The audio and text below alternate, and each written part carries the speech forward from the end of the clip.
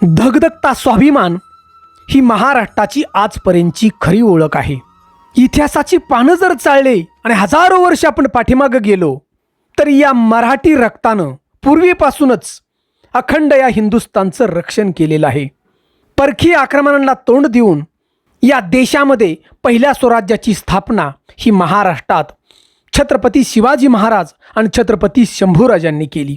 आपल्यावर होणाऱ्या अन्यायाला नेहमीच वाचा फोडण्याचं काम इथल्या मातीनं आजवर केलेलं आहे। तर मित्रांनो, पूर्वी महाराष्ट्र हे राज्यच नव्हतं। इंग्रजांनी आपल्या सोयीसाठी बॉम्बे प्रेसिडेन्सी नावाचा प्रांत बनवला। महाराष्ट्रासह गुजरातचाही समावेश होता आणि स्वातंत्र्यानंतरही गुजरातची ही बांधलेली गाठ सुटलीच नाही। मुख्यमंत्री मोरारजी देसाई यांच्या काळामध्ये मराठी माणसावरती अन्याय होऊ लागला, मराठी भाषेवरती अन्याय होऊ लागला आणि संयुक्त महाराष्ट्राची चळवळ उभी राहिली। ही चळवळ उभी राहिली त्यामध्ये आचार्य अत्रे यांचा सिंहाचा वाटा होता। त्यांचं व्यक्तिमत्व अफाट होतं, रोखठोकपणा होता, हा त्यांचा स्वभावच होता। आपल्या लेखणीनं, उत्कृष्ट भाषणानं विरोधकांना गायहाळ कसं करायचं अत्र्यांच्याकडं पाहून कळायचं। अगोदर साप्ताहिक नवयुग आणि नंतर दैनिक मराठा या वृत्तपत्रातून ज्याला रान पेटवणं म्हणतात ते काम आपल्या लेखणीनं या महाराष्ट्रात कोणी केलं असेल ते म्हणजे आचार्य अत्रे यांनी केलं। मोरारजी देसाई यांच्या हट्टीपणामुळे संयुक्त महाराष्ट्राच्या चळवळीत अनेकांचं रक्त सांडलं। ज्यावेळेला हा संयुक्त महाराष्ट्र तयार व्हावा म्हणून या मुंबईमध्ये लाखो मराठी बांधवांनी आंदोलन केलं आणि हे आंदोलन मोडून काढण्यासाठी या मुख्यमंत्री मोरारजी देसाईने लाठीचार्ज पोलिसांना करायला सांगितला। लाठीचार्ज करून सुद्धा हे महाराष्ट्रातील मराठी बांधव मागे हटत नाहीत म्हणून अक्षरशः गोळीबार करा असा आदेश मोरारजी देसाईंनी सोडला आणि या चळवळीतले म्हणजेच आंदोलनातील 105 जण हुतात्मे त्या ठिकाणी झाले। या महाराष्ट्रासाठी रक्त सांडलं आणि याच्यानंतर पंडित नेहरूंनी मोरारजी देसाईंना केंद्रात बोलवून घेतलं। त्यांच्या जागी यशवंतराव चव्हाण यांना मुख्यमंत्री केलं आणि काँग्रेसला वाटलं की ही नियुक्ती झाल्यानंतर महाराष्ट्र शांत होईल, पण असं झालंच नाही। संयुक्त महाराष्ट्र समितीनं हा लढा चालूच ठेवला आणि 1957 सालच्या विधानसभा निवडणुकीत आचार्य अत्रे यांनी अगदी धडाकेबाज प्रचार केला आणि वेगळा महाराष्ट्र न देणाऱ्या या काँग्रेसचे सगळे उमेदवार पाडले।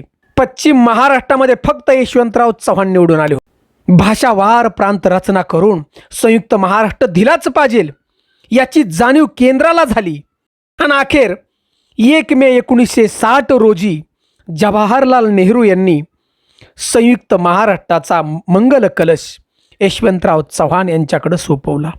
संयुक्त महाराष्ट्राचं श्रेय आणि या श्रेयाचे वाटेकरी यशवंतराव चव्हाण असतील किंवा मंगल कलश त्यांनी आणला असेल असंही सांगण्यात आलं असेल, परंतु प्रत्यक्षात या लढ्यासाठी पेटून उठलेली मराठी जनता आणि त्या मराठी जनतेला आपल्या धगधगत्या अमोघ अशा वाणीनं रस्त्यावर उतरायला लावणारे आचार्य अत्रे यांची धमक याखेरीज महाराष्ट्राची निर्मिती झालीच नाही। इतकंच काय, या महाराष्ट्र राज्याचं नाव मुंबई ठेवायचं असाही डाव करण्यात आलेला होता।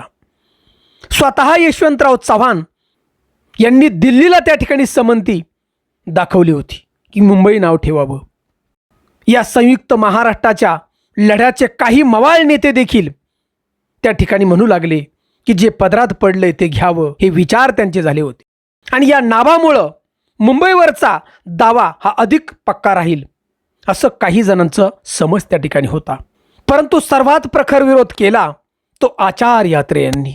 काही झालं, राज्याचं नाव महाराष्ट्रच असलं पाहिजे हे त्यांनी आग्रहाने मांडलं। फक्त इतकंच नाही, आपल्या वर्तमानपत्रातून आचार्य अत्रे यांनी जनतेसमोर हा डाव उघडकीस आणला। याद राखा, महाराष्ट्राचं नाव बदलाल तर या आपल्या अग्रलेखात अगदी दणदणीत शीर्षकातून त्यांनी सरकारलाच इशाराच दिला। ते म्हणाले होते की आम्ही त्यांना कडाडून सांगू की महाराष्ट्राच्या नावात ब्रह्मांड सामावलेले आहे। हा महाराष्ट्र म्हणजे हे स्वराज्य शिवछत्रपतींचं आहे, महाराष्ट्र हेच नाव पाहिजे आणि महाराष्ट्र या नावासाठी इथली मराठी जनता आकाश पाताळ करेल आणि राज्याचं नाव महाराष्ट्र नसेल तर मराठी माणसाला या ठिकाणी जगताही येणार नाही आणि श्वासही घेता येणार नाही. आणि अत्रेंच्या या महाराष्ट्र प्रेमामुळे संपूर्ण महाराष्ट्रामध्ये वादळ उठलं. शांत झालेली संयुक्त महाराष्ट्राची चळवळ पुन्हा उभी राहील की काय हे सत्ताधाऱ्यांना वाटू लागलं. सर्वसामान्य जनतेकडून तिखट प्रतिक्रिया येऊ लागल्या आणि याच्यानंतर मुख्यमंत्र्यांनी एक पाऊल मागे घेतलं आणि निर्णय घेतला की त्यांनी स्वतंत्र राज्याचा एक प्रस्ताव त्या ठिकाणी मांडला. मुंबई राज्य असं राज्याचं नाव देऊन कंसात फक्त महाराष्ट्र राज्य असं नाव घालायचं. पण यावर शांत बसतील ते आचार यात्रे कसले हो. त्यांनी दैनिक मराठातून यशवंतरावांची खरडपट्टी काढली आणि ते म्हणाले की आईच्या पोटात मुलगी की मुलीच्या पोटात आई. आणि हे शब्द सगळी जनता ऐकून वाद चिघळू लागला. आणि मार्च 1960 मुख्यमंत्र्यांनी मंत्रिमंडळाची एक बैठक त्या ठिकाणी बोलवली. मुख्य विषय म्हणजे राज्याच्या नावाचाच होता. चर्चा झाली आणि नाईलाजाने या ठिकाणी महाराष्ट्र हे नाव ठेवण्यात आलं. राज्य पुनर्रचनेचा जो कायदा आहे तोही मंजूर झाला महाराष्ट्र नावाने. आणि त्यावेळी कायदा मंत्री शांतीलाल शहांनी ही सुधारणा बघा सुचवली होती. आचार्य अत्रे यांनी हट्टाने एकाकी लढा दिला आणि म्हणूनच हजारो वर्ष चालत राहिलेलं महाराष्ट्र हेच नाव आपल्या राज्याला राहिलं. मित्रांनो, महाराष्ट्र म्हणजेच आपलं स्वराज्य. विचार करा, अत्रेंचं एवढं महान कार्य म्हणून आज आपण जय महाराष्ट्र म्हणू शकतो. मित्रांनो, ही संयुक्त महाराष्ट्राची चळवळ जर उभी राहिली नसती तर ही मुंबई आज महाराष्ट्रात नसती, ही मुंबई गुजरातमध्ये असती. कारण मुंबईमध्ये सगळे जे भांडवलदार लोक होती, गुजराती मारवाडी लोक होती, ती मुंबई सोडायलाच तयार नव्हती. आजही तुम्ही पाहता की या महाराष्ट्रामध्ये काय परिस्थिती आहे. बाहेरून आलेली लोक या महाराष्ट्राचं खातात, महाराष्ट्रात राहतात, परंतु या लोकांना मराठी बोलायची लाज वाटते. बघा, हिंदी बोलतात, हिंदी चालेल असं म्हणतात. तर मित्रांनो, म्हणूनच मराठी माणसानं जागं राहिलं पाहिजे. कुठल्याही पक्षाचा विचार न करता आपण मराठी आहोत सगळे आणि मराठी म्हणून या ठिकाणी कायम आपण त्या ठिकाणी उभं राहिलं पाहिजे मराठीच्या सन्मानासाठी. तर मित्रांनो, अशा प्रकारे आचार्य यात्रेंच्यामुळं या राज्याला आपलं महाराष्ट्र नाव मिळालं, म्हणजेच आपलं स्वराज्य. म्हणून अभिमानानं त्या ठिकाणी आपण मराठीचा भाषेचा वापर करायचा. बघा, अभिमानानं कुठं जायचं आपण मराठीच बोलायचं महाराष्ट्रात. ज्याला कळत नसल त्याने निघून जावा हा महाराष्ट्र सोडून आमचा. मित्रांनो, ही माहिती जर आवडली असेल तर फक्त आम्हाला अभिमानानं आज 1 मे आपला हा महाराष्ट्र दिन आहे, महाराष्ट्र राज्याचे निर्मितीचा दिवस आहे. आणि या दिवशी अभिमानानं आम्हाला जय महाराष्ट्र अशी कमेंट जरूर करा. जय हिंद, जय महाराष्ट्र.